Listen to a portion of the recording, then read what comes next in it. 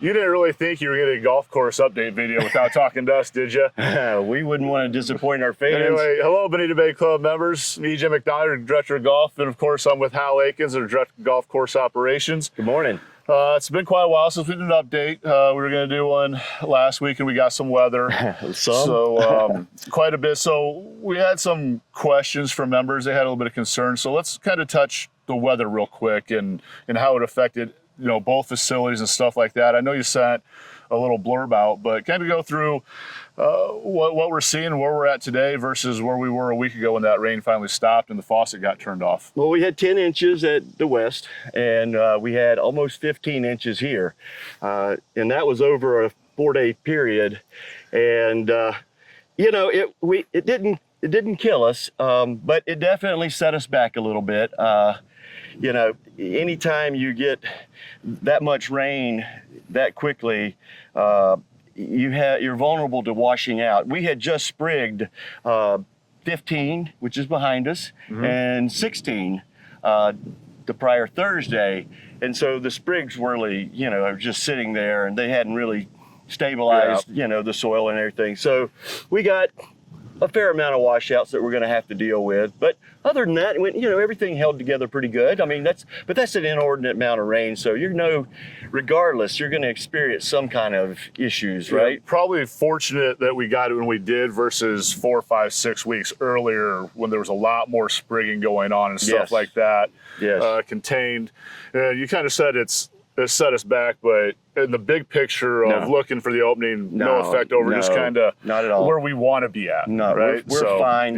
Yeah. You know, really more at the west, because we're going to open up Bay Island next Tuesday, and we lost a whole week of work, so we weren't able to groom the greens, and so you know, they would probably be a little bit further along when we opened if we'd have had a chance to roll them and mow them, and you know, and really kind of work on the golf course. So, but I'm going to send out a little update about that with your newsletter there. All right. Well, I know that before we go over, we're getting drone. Obviously, you've seen the first 14 holes without us yapping over it. We've already done 1 through 14 and 18 previously. So today we're going to drone and describe 15, 16, 17. And that way everybody will see the golf course as it is today, and we'll give it a description of every hole. But I know before you do that, you want to have a couple other guys that have really been busting their tail come in and speak a little bit about what's been going on out here, and give a little bit of the inside of the boots on the ground out here versus what you and I are doing or seeing. On my way Well, it's more of what we're seeing, not doing, really. Right. Well, you know, we take all the credit. Well, we're the face out here, but there's a lot of people that are working, you know, really hard to make this happen. And it occurred to me today, let's change it up. I'm sure everybody's tired of seeing us. Let's bring in the real heroes, you know, and let everybody know who's on the ground here, who's getting the job done for them. So I want to invite Andrew McPherson and Jeff Burgoyne. Jeff is our Assistant Director of Golf Course Operations, and Andrew is our golf course superintendent here. So they obviously are the boots on the ground. They get things done. Let me get this off so I can, they get things done. So I wanted to just, you know, say a few words about these guys. They obviously, you know, we didn't just do Sabal. We also have done Cypress, and they went through that whole process together for us and pulled that together and brought that home really well. Same things happening here with the Sabal course. I think I said Sabal, but the Cypress course, they did that one, and now they've done Sabal. So, and we're in a really good spot here with Sabal.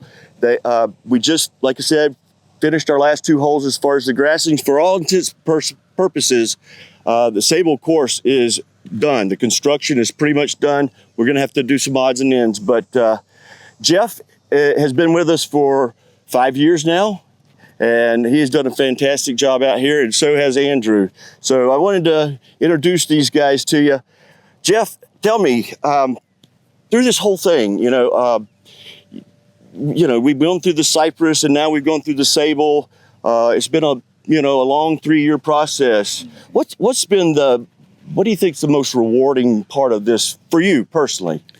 Well, for me, it was, you know, going through the planning stages on really both projects, but this one in particular, you know, through the planning process and getting, figuring out the separation of the golf course drainage and the wetland drainage, so where we're not so inundated with water. But not only that, I think more importantly is the way that we've taken the Sabal golf course, which was a great golf course, and just transformed it, keeping the same characteristics of the original Sabal, but transforming it into what it is now. And it's a very dynamic golf course. And to watch it go from what it was to what it is has been a phenomenal process. Yeah, it's been quite the renovation. I mean, I think what people are going to notice when they come out and play this golf course, the vistas are magnificent. Like this vista behind us, you know, you're looking down this lake where it's been extended to the tee. So I think people are going to really see that, and it's going to be awesome. So Andrew, you've been with Bonita Bay, what, 11 years? Yep. 11 years. So we appreciate that. So tell me, out of all the things that we did, and we talked about the drainage, and functionally that's probably the most significant advancement on the Sabal course, but out of all the things we've done on Sabal, what do you like the best? Well, Hal, I really like, I mean, I have to touch on the drainage again as well. After that nearly 15 inches, the Friday after the last storm, I was able to mow my established fairways without any issues. So that I got to note that, but I really like the movement in the fairways. I think that's going to be interesting. Mm-hmm. I think this course is going to play really, really well when Yeah. we get it done. Yep. I think people are going to enjoy it. It's got a lot of drama. It's a beautiful golf course. I tell you, people are going to really, really love it. One of the things I thought that was interesting after that inordinate amount of rain was how well Cypress did. We only had 4 holes that we thought would be cart path only after that, and you mowed the driving range, the practice facility, the day after when the rain stopped. So that's a big improvement. So I just want to say, personally for me, I want to say thank you to both you guys. You guys make me look great. I get to come out here and wave the magic wand and give you guys a lot of direction. But you guys are awesome, and I appreciate it. Thank you. All right, well, guys, thanks again. Great job, just awesome. I love coming out here and just talking to these guys and getting the scoop on what's really going on. And every time I come out here, it's just a great learning experience. It has been a great learning experience, the whole thing, from the start to now, and we still got one more to do. But when we started in 2019, think about all the things that we've learned along the way. Yeah, for sure. Well, appreciate you coming out here as always. We're going to go ahead and we're going to take you up and we're going to talk over hole 15, 16, 17. And then we'll let you just watch 18 on your own again. So let's take off.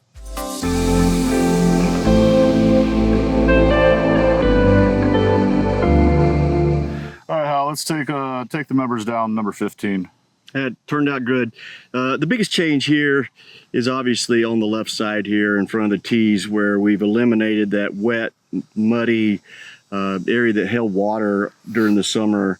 And we brought the lake all the way to the tees, and it just created this view down the lake that's just gorgeous, and it really sets the golf hole off. And then I think you can see that the fairway bunker is larger. It has a lot more character than the other one did, and as you said before, that it's more playable out of this new bunker. And plus, it's not going to have water in it. That's like it used to every summer, right? So, and which is a good point, because this hole, except for the left side, actually was sitting up pretty high, but it was just so flat that it wouldn't drain. So we didn't really have to raise the majority of the hole, but we did raise the left side, of course, and brought the lake down, which helps to create the drainage for it. So we put a lot of basins in, and went from one of the wettest holes to a very dry hole that drains well. So. Yeah. Green complex is pretty much the same, wouldn't you say? Yeah, so just real quick, they're down there actually adding more sprigs. They're hand sprigging it. And you can tell the difference because up there where it looks all sandy and stuff, that's where they actually machine sprigged it, a couple weeks ago? Yep, 2 weeks ago today, actually, yep. And then so they're there. You can see how much coverage we get when we actually hand sprig it. Yeah, we would have done that last week, but the rain certainly, Yeah, obviously. So kind of fly up here by the green, and on that right side condense it down from 3 bunkers to 1. Correct. Yep. Up there on the green side bunkers still have that kind of little bit of a longer, if you want to call it, green side bunker shot on the left. That stayed in play, but that left bunker, actually all 3 bunkers are staggered in there, which is nice. So yeah, all in all, that green complex stayed rather similar to what it was before, and the contours on the green are exactly what they were before as well. Yeah, so good looking hole. We'll jump over here to number 16.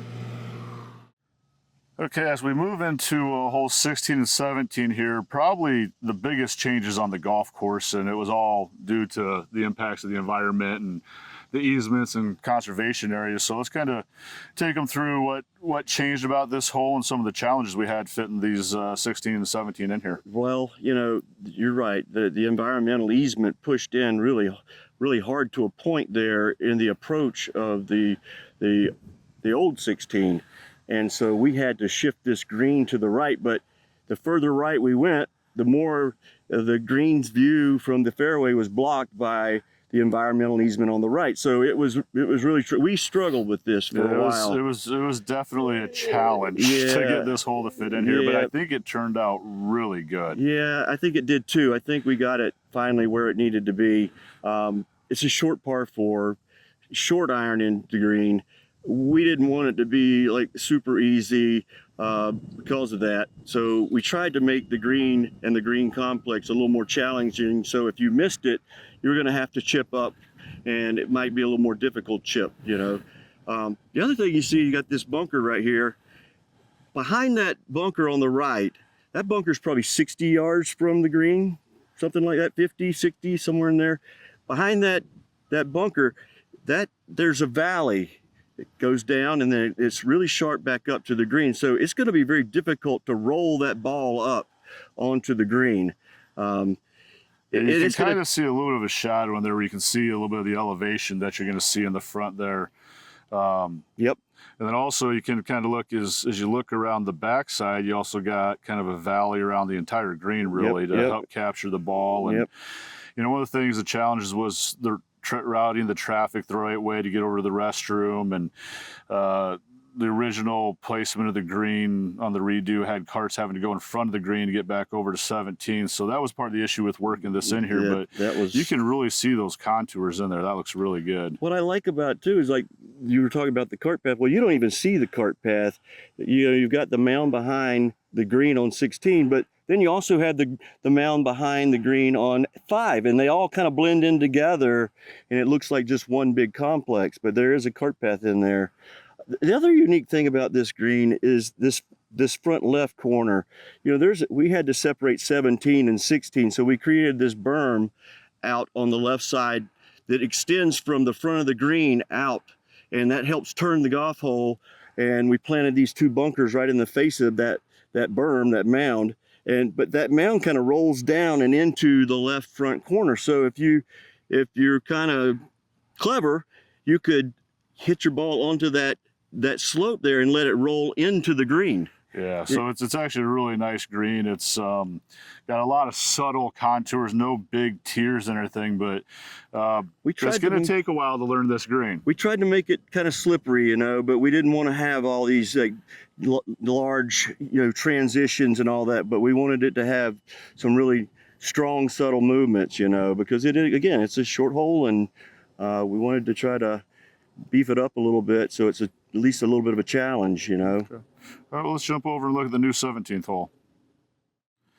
Okay, Hal, so 17 is clearly a brand new hole, and you know, when you kind of talk about part of the reasoning having to do this with this hole, with sunlight and the encroachment on the environmental areas and stuff like that, when you look through that back left of this green, you can see how narrow that alleyway is going through there. And look at how big this golf hole is now. Yeah, and you know, that cut through, that width of that opening is not where the golf course would be.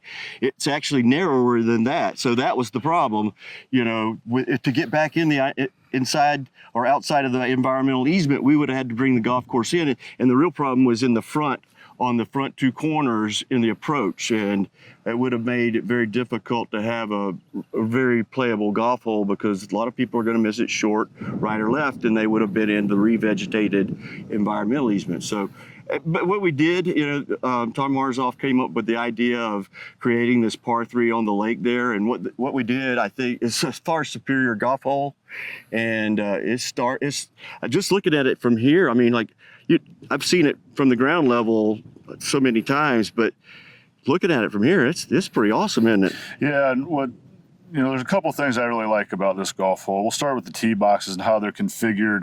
And, you know, as the hole gets shorter, the tee boxes go more to the left, so you don't have to carry as much of the water.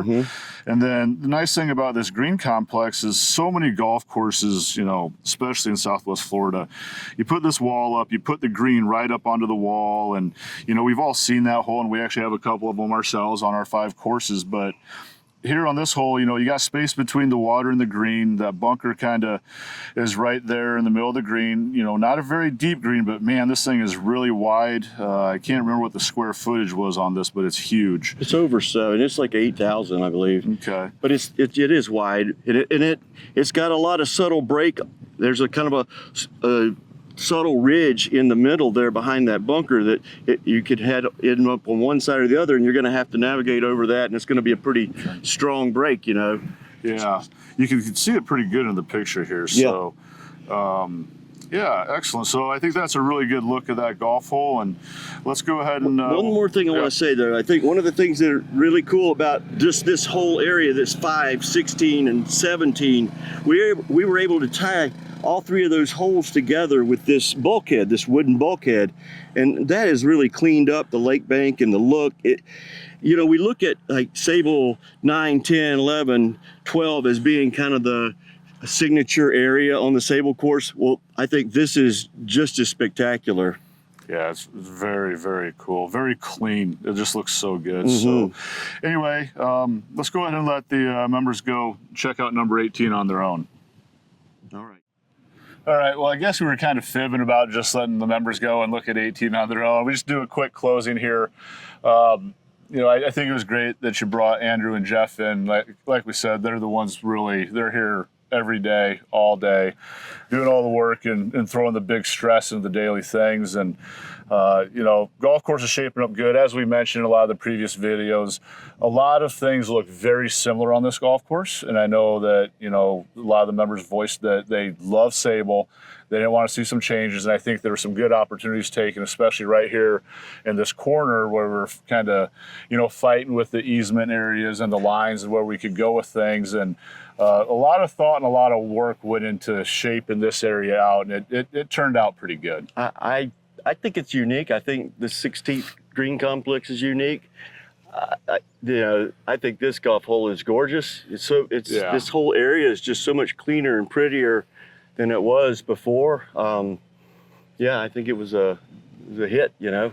Yeah, and as we start getting into late August, mid-September, things like that, we will kind of offer some member tours of the golf course and take them around and kind of show them what all we have going on, and so you can see it in person, because a lot of the undulations and things like that, you can't see that well from the drone. But when you see them in person, you're like, wow, this is pretty cool. Yeah, that perspective from up there, though, at this area was amazing, you know. Yeah. Looking at it from here, though, it's, you know, you've got the height on this tee, and it, you know, it's just really cool, you know. Yeah. Well, anyway, once again, Hal, appreciate you taking time out of your day. I know you're running around between both facilities almost every day, it seems like right now, as the final process as the grassing happens. And another great job. And as always, if you ever have any questions, feel free to contact Hal or myself at any time. Take care.